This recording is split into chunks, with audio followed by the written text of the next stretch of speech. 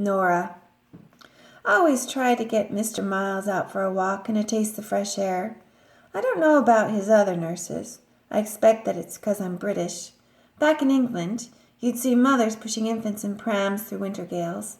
I expect as well it was the sight of my own father, vegetating in his chair by the fire. We mustn't stop living before our time, so I'm forever telling Mr. Miles. It was midsummer morning, and I was pushing his wheelchair up Gibbs Street, a new route for us. The view, I'll admit, is less than uplifting. Half of the storefronts seem to be empty. Mr. Miles must remember a very different scene. His landlady says he's lived here many years. As he lost his speech with his second stroke, he can't tell me himself. He's a mystery. Lately his interest in the world had declined. I'd stopped before a store window to let him see himself. He has the dignified head of an African chief, only to find that he'd fallen asleep.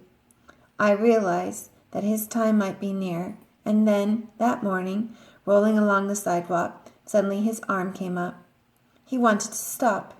I obliged him at once. To our left was a lot in which a few bold pioneers had planted gardens. We remained several minutes, watching two Asian women hoeing, then continued on. Immediately I backed up, went to his arm. Immediately, back up went his arm. I came around and looked at him. He twisted and pointed toward the garden. I turned the wheelchair and headed back. I could see his nostrils taking in the smell of the soil. We reached the lot. His arm commanded me to enter. Over the narrow, bumpy path we went, his nose and eyes working. Some remembered scent was pulling him. He was a salmon traveling upstream through his past. That first day we simply watched the others. We might have been strolling through a miniature city. Some plots sported brick pathways and flowered borders, while others looked haphazard. One had a gate that was in fact a car door. Within, beans climbed up propped set of bed springs, a hummingbird feeder, a barbecue grill, a gardening hat hanging from a nail. There were many such domestic touches. I was entranced. I determined that Mr. Miles should do more than simply watch, wheelchair or no. I worked on the problem in my head. 2 days later, driving to his apartment, I stopped at the garden and unloaded a large plastic trash barrel and a shovel.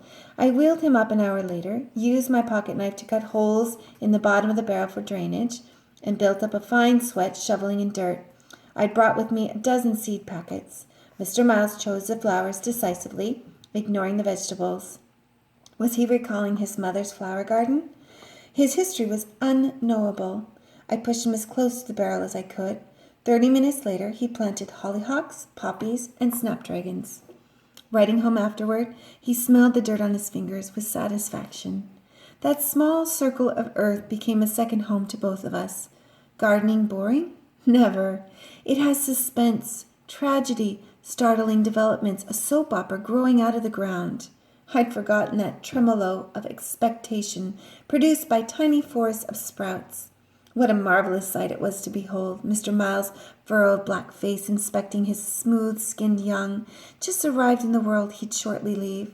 His eyes gained back some of their life. He weeded and watered with great concentration. A fact bobbed up from my memory that the ancient Egyptians prescribed walking through a garden as a cure for the mad. It was a mind-altering drug we took daily. We were rather alone there, off to one side. Our most common visitors were the cats. They were attracted by the aroma of fish, the work of a child who copied the pilgrims of old and buried sardines with her seeds. Then our solitary status ended as a result of a downpour. When the rain came that day, the other gardeners all ran in the same direction as if in a fire drill. We followed and found them sheltered between a shoe store's overhang 2 doors down, apparently their customary refuge. The small dry space forced us together. In 15 minutes, we'd met them all and soon knew the whole band of regulars. Most were old. Many grew plants from their native lands. Huge Chinese melons, ginger, cilantro, a green the Jamaicans call callaloo, and many more. Pantomime was often required to get over language barriers, yet we were all subject to the same weather and pests, the same neighborhood, the same parental emotions toward our plants.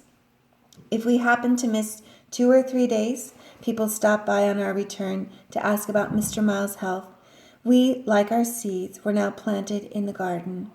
I told all this to out-of-town guests, then took them up to Terminal Tower. We got off at the observation deck on the 42nd floor to find that garden, which loomed so large to its tenders, was hopelessly hidden from view by buildings.